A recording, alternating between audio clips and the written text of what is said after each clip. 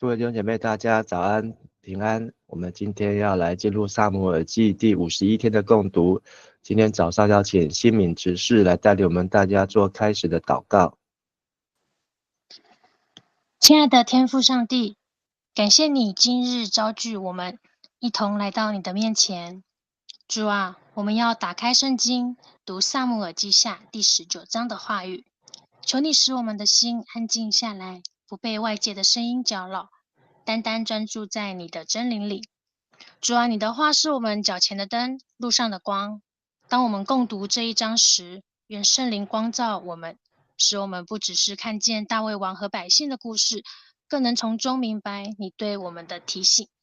求你教导我们在软弱时依靠你，在失落时仰望你，在纷争时学习彼此接纳。愿今天的共读不仅是知识的累积，更是生命被你更新。我们这样祷告，奉主耶稣基督的名，阿们。阿们，谢谢。我们从昨天的撒母耳记下的第18章，看见大卫他在马哈念集结了军队，去以法莲的树林和押沙龙的军队来交战。那大卫要出征前，也交代3个元帅，一定要注意押沙龙的安全。但是押沙龙的头发被橡树枝给缠住，让约押有机会使押沙龙可以一刀毙命。那祭司的儿子亚西马斯，那他也急着要通风报信，但是虽然他跑得比另外一个报信的人古时人还要快，但是呢，却让大卫当下呢非常无法接受。那么今天继续要来看第19章，就是大卫他如何来平复，以及如何重新回到耶路撒冷的王位上。我们请新敏执事带我们来读19章第1节到第8节。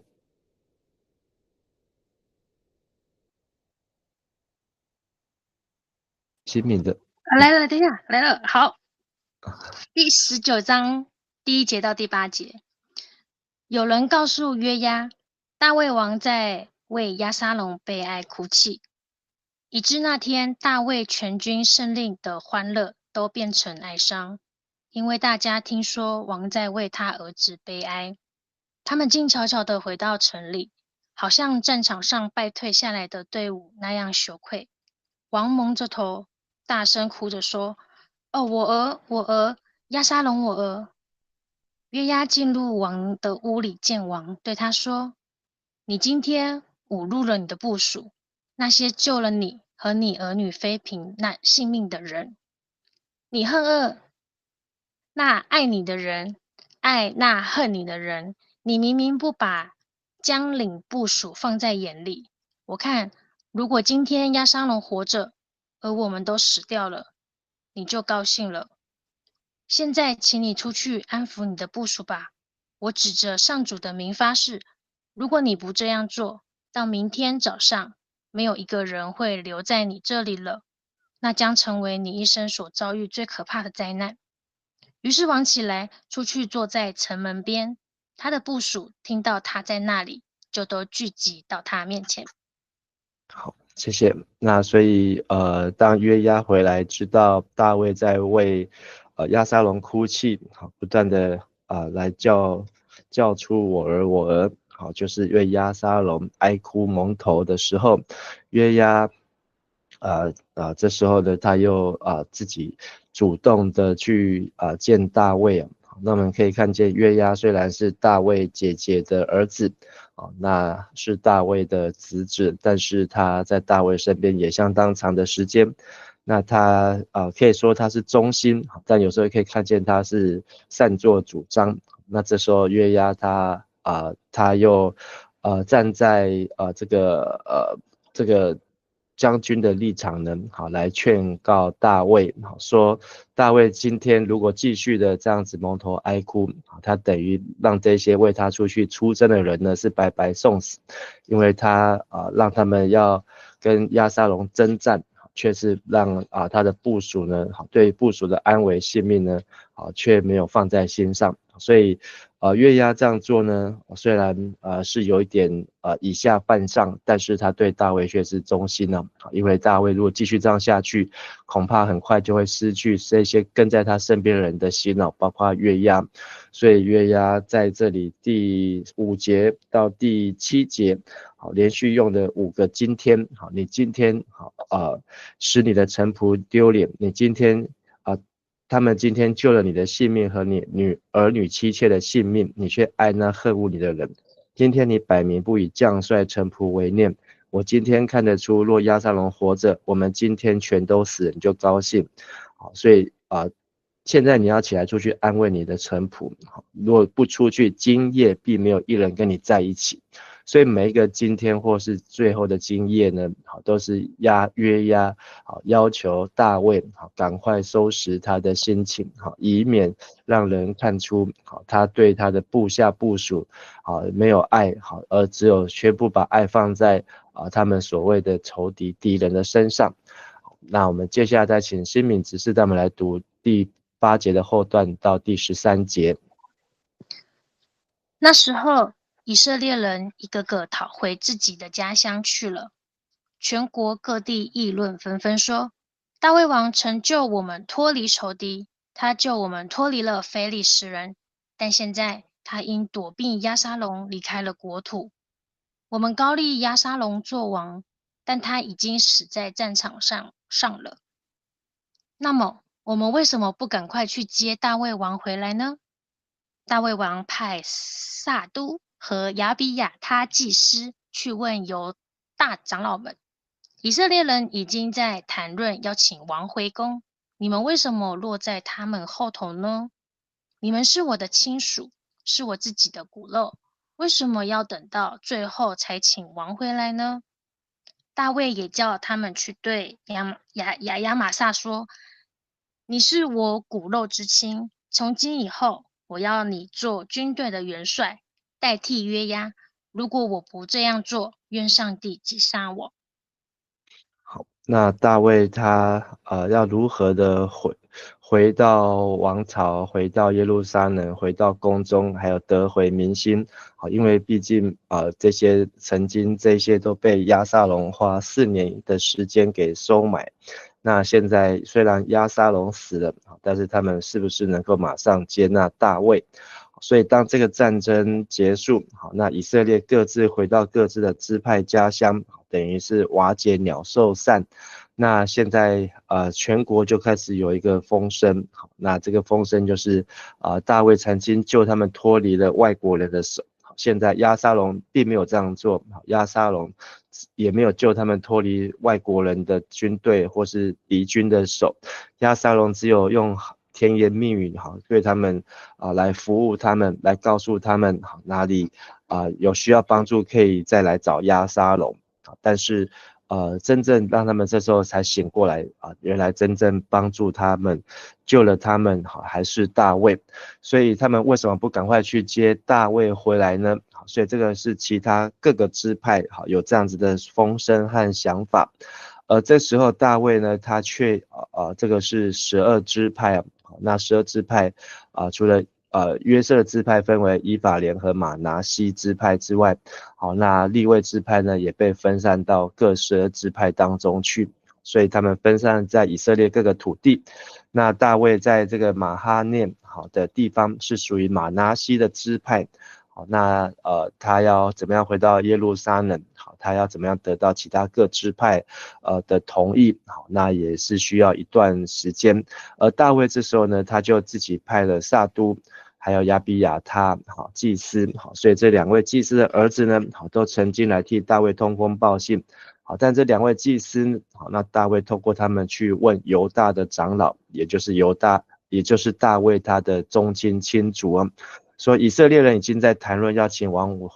回宫为什么你们犹大支派还没有表示意见呢？你们是我的亲属，就是跟大卫是同样都是犹大的后裔，也是自己的骨肉，为什么要等到最后才请王回来呢？所以这是大卫他主动出击要这个犹大人替他抬轿。那大卫甚至呢还叫了亚玛撒，说亚玛撒你是我骨肉之亲，好，因为亚玛撒是大卫另外一个姐姐，好，这个姐姐跟他的爸爸是同父异母，好的姐姐呢，好的儿子亚玛撒，好也在被约押收买不是被押沙龙收买做元帅啊，好取代那时候的约押，好，但是呢，这时候大卫要展现他的度量，好，他就让亚玛撒回来，说如你也是我的骨肉之亲，从今后我要你做军队的元帅，代替约押，所以可见大卫这样做呢，第一个。他要让犹大人相信，好，他连这个押沙龙的元帅，好，他都会恩待他，好，不会去记仇记恨。第二个呢，大卫也对约押有芥蒂啊，好，就是这个约押呢，毕竟还是他杀了他的儿子押沙龙，好，所以即便约押再怎么样表示他的忠心或是忠诚，但是对大卫来讲，好，那他心中还是没有办法完全接纳接受。好，接着再请西敏带我们来读接下来14节到18节。大卫的话彻底赢得了所有犹大人的心，他们就传话给大卫，请他跟他臣仆都回来。回程上，大卫来到约旦河，遇见了犹大人，他们到吉甲来欢迎他过河。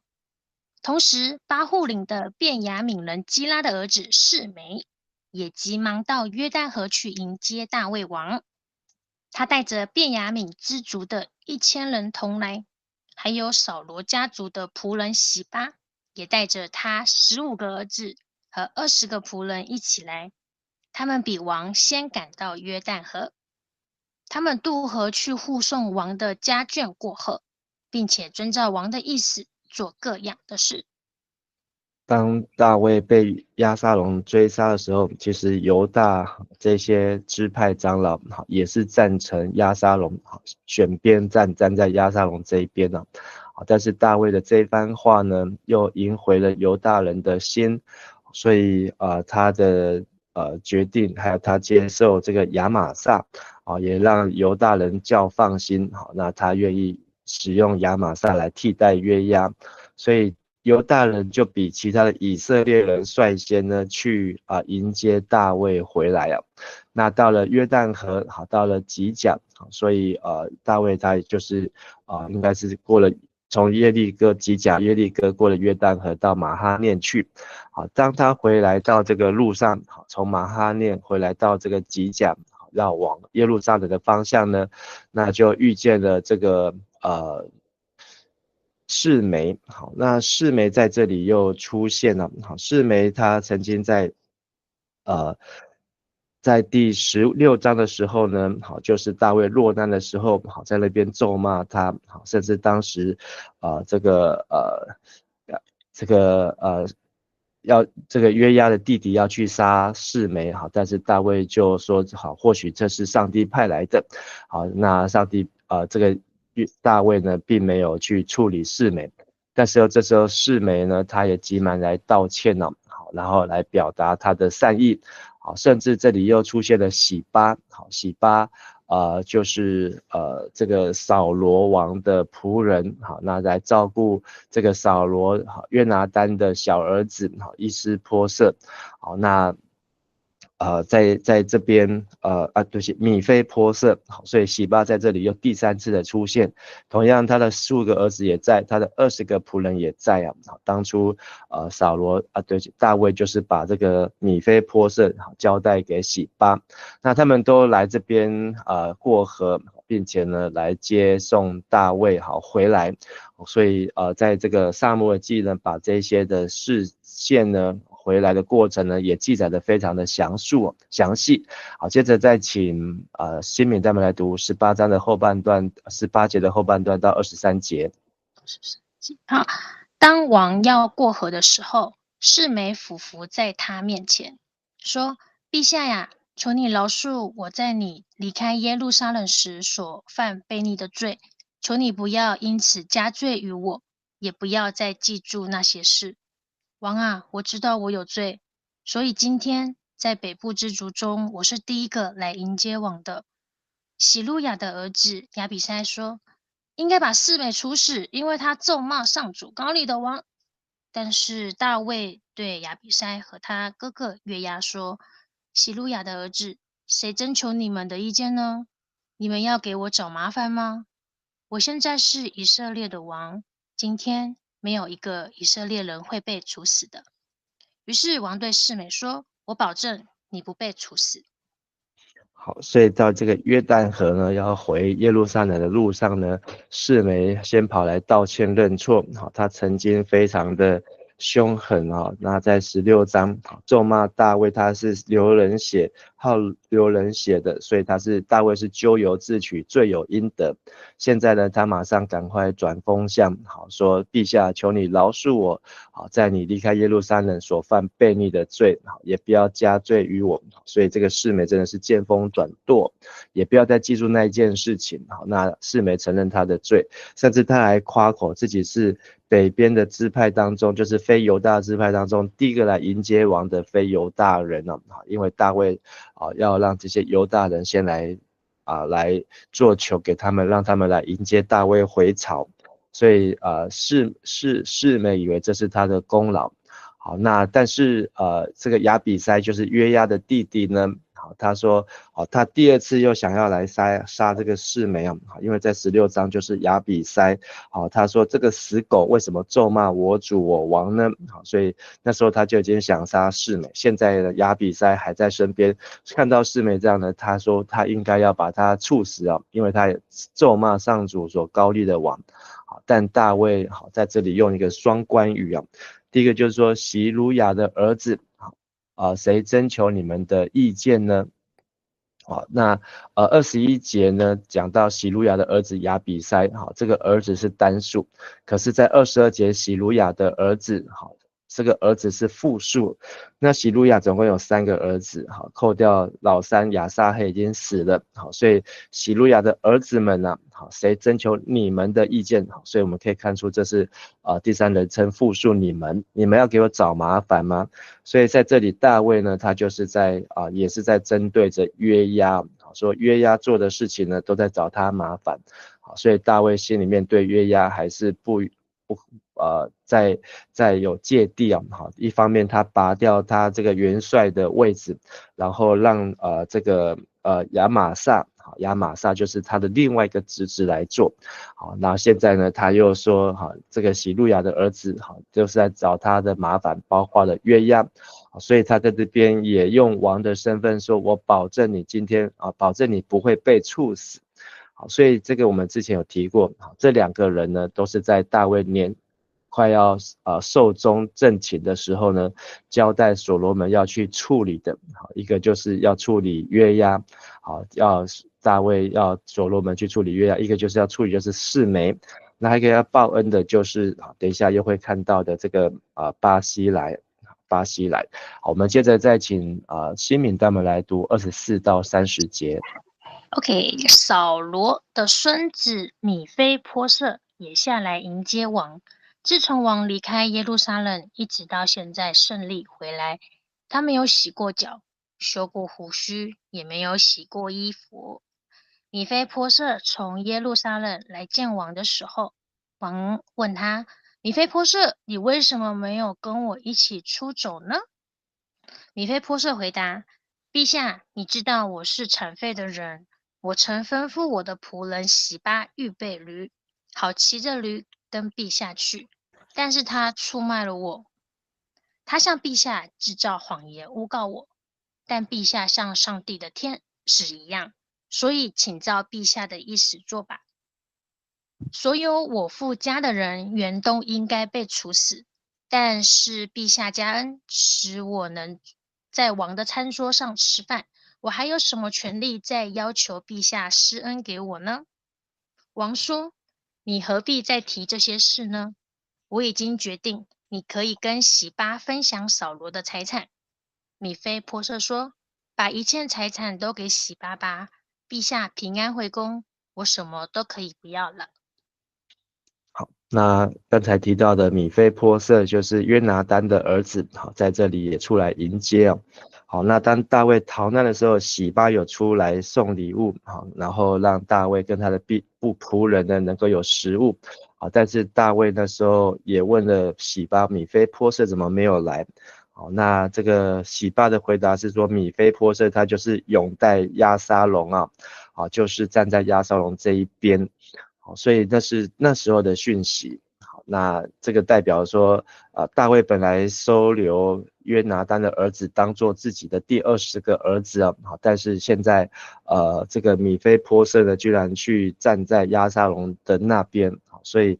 这是大卫之前得到的讯号。那这时候，当米非波设也来，好，其实洗巴是先出现，好，因为洗巴出现，那也来迎见王，好，那甚至提到说他没有洗脚，没有修胡须，没有洗衣服，好，那表示他可能是在一方面没有人照顾他，好，因为他是瘸腿，一方面他可能也在表达他的进食，好，或是在表达他的这种憔悴的样子啊。好，那米非波设好就回答说，你知道我是残废的人，好，我也曾经吩咐我的仆人洗巴预备驴，好骑驴跟陛下去，但洗巴出卖我，向陛下制造谎言诬告我，好，但陛下像上帝的天使一样，好有智慧，所以请照陛下的意思做吧。28节，米非波设说，我所有我父家就是约拿单跟他的阿公扫罗，都原来应该被处死，但是陛下加恩，使我能在王的餐桌上吃饭，我还有什么权利再要求陛下施恩给我呢？哇，所以这下子呢，这个米非波设又完全说出了另外一个版本，好，就是原来洗巴是说谎的，好，那米非波设他是被遗弃的，然后洗巴是有预藏阴谋，好，可能就是要来篡夺这个米非波设他的产业，好之类的，好，所以这件事情呢，好，在后面往后读呢，并没有答案，好，所以这变成圣经当中的一个罗生门，好，洗巴说的有洗巴的道理，米非波设有米非波设的道理。所以，有人认为这个洗巴是忠仆，好，但有人认为洗巴呢就是一个恶仆，好，他只想要来霸占，好，但是呢，大卫呢在这里的最后的处置，说你何必再提你的事呢？好，所以大卫呢显然啊对这个米非波设的回答呢，好是不耐烦的，好，就是你不用再说了，好，那我决定你跟洗巴就一人一半。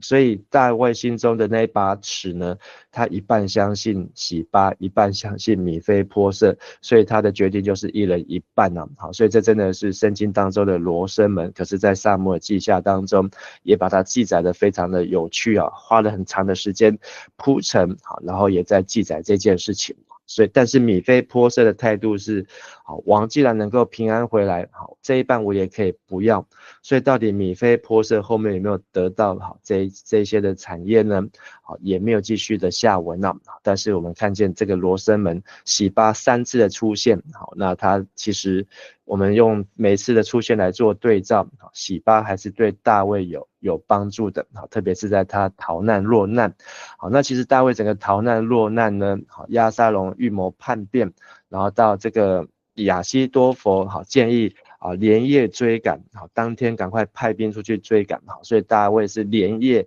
好赶快逃难，好，所以逃过去之后呢，亚希这个户筛的意见就是要押沙龙去集结大军，好，所以这集结大军的时间，好，可长可短，好，但整个大卫逃亡的过程，快的话呢，在1个礼拜内就结束，好，慢的话呢，也可能在1个月内就结束了，好，虽然圣经没有交代时间，但是大卫这次的逃难并没有很长，好，那接着再请谢敏带我们来读31到39节。基列人巴西来也从罗基林下来，要护送王过河。他是一个80岁的老人，他很富有。当王住在马哈念的时候，他曾供给王食物。王对他说：“跟我一起渡河到耶路撒冷去吧，我会照顾你。”可是巴西来说：“我恐怕活不了多久。为什么还跟陛下到耶路撒冷去呢？我现在已经80岁了，什么事都不能引起我的兴趣。我吃我喝都尝不出味道，我也听不见男女歌手的声音，我只会成为陛下的累赘罢了。我不配得陛下这样大的赏识，我只跟陛下走一小段路，过了约旦河，然后让我回家吧，死在我父母的坟墓旁吧。这是我的儿子金罕，请陛下带他去，照陛下认为妥当的带他吧。”王回答：“我会带他一道去，照你所希望的带他。你有什么要求，我都答应。”于是大卫和所有跟从他的人渡过约旦河，王吻别巴西莱，为他祝福，巴西莱就回家去了。好，那这里讲到了巴西莱啊，好，那巴西莱这个名字的意思是指铁人啊，好，铁人三项那个铁人。好，那他可以看见大卫是有恩报恩，有仇报仇。当初在17章的27节，好，大卫来到了马哈念，好，那有从北边的南边的亚门拉巴人，还有这个这个罗底巴人，好，他们来帮助大卫，还包括这个基列人巴西莱。那这里再次介绍巴西莱呢，就是他已经是个80岁的老人，而且他是个富有的人，所以当初呢，好，大卫在这个马哈念好的地方呢，就是受到这个罗基林好从这个巴西莱好他特别的这个恩待，给他有棉被啊、锅碗瓢盆啊、蜂蜜啊、奶油啊、羊啊、奶饼，所以真的是给提供他非常多的资源啊，所以大卫要在这边表达他的谢意，所以他邀请巴西来呢跟他一起回去过河，然后呢能够一起到耶路撒冷，大卫会好好的照顾他的晚年，所以大卫心中的那把尺还是很明确的。但是巴西莱却说他已经80岁，他希望能够落叶归根，不用再到异地去，但是他的儿子可以跟他去。虽然和合本没有说这是他的儿子，但是大部分的解经学者都认为这个金罕这个名字的意思就是他们的渴望。爸爸的名字叫铁人，儿子的名字叫他们的渴望。好，那金罕就跟着大卫去，而且巴西莱也交代金罕就成为大卫的仆人。好，所以大卫就亲吻祝福巴西莱。好，那所以在列王记上的第2章，所罗门的大卫交代所罗门的3件事。好，这3个人在今天通通出现了，一个就是约押，一个就是示每，一个就是巴西莱。好，最后再请西敏带我们来读40节到43节。OK， 王过了河，所有犹大人民和半数以色列人来欢迎他。王到吉甲，金罕跟王在一起。后来，所有以色列的人都去见王，对王说：“陛下，为什么我们的弟兄犹大人以为他们有权偷偷的护送王的家人已经部署过约旦河呢？”犹大人回答：“我们这样做是因为王跟我们有亲属关系，你们又何必生气呢？王并没有给我们食物，也没有赏赐我们任何东西呀。”以色列人说：“就算王跟你们有亲属关系，我们对大卫王却有10倍于你们的情分，你们为什么瞧不起我们？不要忘了，我们是最先商议请王回来的。”双方争辩，可是犹大人的态度比以色列人更强硬。好，那我们看见一波未平，一波又起啊，好，所以这时候大卫好不容易可以回来到耶路撒冷，但是呢，这时候不是外面人来攻打，而是内部犹大跟半数的以色列人又起了冲突。这冲突就是他们在争风吃醋，到底谁先接大卫回来？为什么犹大人抢先他们一步？明明就是以色列人，他们已经先把话讲好，要让大卫回来，为什么犹大人偷跑，然后过河去把大卫迎接回来？好，所以我们可以看见撒母耳记记载这些事情，好，连这些微小的争风吃醋的事件呢，好，就是凸显，就是在大卫犯罪之后呢，大卫想要做的事情很多都变得不顺了，好，变得不顺，好，所以真的这一个大卫的致命的错呢，好，真的为他带来很多的麻烦呢，好，也在警惕，好，我们应当要谨守上帝的话。所以这时候犹大人呢，并没有因为有以色列人的抗议呢，就软弱下去啊。犹大人还强词夺理说，我们明明就是同一个宗派，我们都是犹大的后裔，又有血气，你们生什么气？而且王呢也没有要我们的食物，王也没有赏赐我们食物，也没有给我们任何的奖赏啊。我们这样做啊，这是天经地义的事情呢。好，但是以色列人呢说，好，就算王跟你们有亲属关系，但是我们对大卫王有10倍于你们的情分呢，因为我们有10个支派，你们只有1个支派，好，所以我们加起来总共有10个啊。好，那你们为什么瞧不起我们啊？扣掉利未就是10个，不要忘了我们是最先商议好，所以他们为了这件事情开始就斗嘴啊。好，可是双方争辩，犹大人的态度呢比以色列人更强硬了，所以这又发生了接下来第20章的事件。好，大卫屁股还没有坐热，马上又有新的人起来，又要来篡位啊。好，我们明天继续再看。好，我们看到今天的经文当中，约押停止大卫失去押沙龙的伤痛。好，那他用的方法还有用的言辞呢，其实是非常的犀利和精准啊，但是在某个角度来看，好，也是对大卫非常的不礼貌，但是让大卫呢重新来面对支持他的群众。那大卫也接纳了押沙龙的元帅，就是亚玛撒，好，来取代了约押，好，盼望能够赢回人民的心。面对示每还有米非波设在大卫逃难时的态度呢，好，大卫基本上呢都饶恕哦，好，但是饶恕不代表忘记，好，大卫还是记得。那大卫也报恩巴西来，好，也还有看见犹大人跟以色列的其他10个支派都为了王好这件事情，好，迎接王这件事情争风吃醋。好，我们一起来祷告。亲爱的天父上帝，感谢你让我们透过今天的经文有许多人情世故上面的学习但主耶稣来教导我们要饶恕人，要原谅人70个7次特别当我们遇到纷争的时候，求你让我们有智慧，能够懂得先寻求神寻求教会找2、3个见证人，以及寻求教会的帮助让我们在各样的纷争当中，能够靠着上帝所加给我们的智慧能够来排解、来化解。主要我们也看见我们身为人性是非常的软弱但是圣灵参透万事你要让我们知道神在这背后的心意，也能够看见神你的作为让我们能够与神同行。也求你赐福我们在今日主日这样的聚会敬拜服事，也求你与我们同在，也兼顾每位弟兄姐妹的身心灵和家庭。我们这样祷告祈求，都是奉靠耶稣基督的名求，阿们。好，谢谢新民，谢谢大家，大家平安。谢谢牧师，平安，谢谢，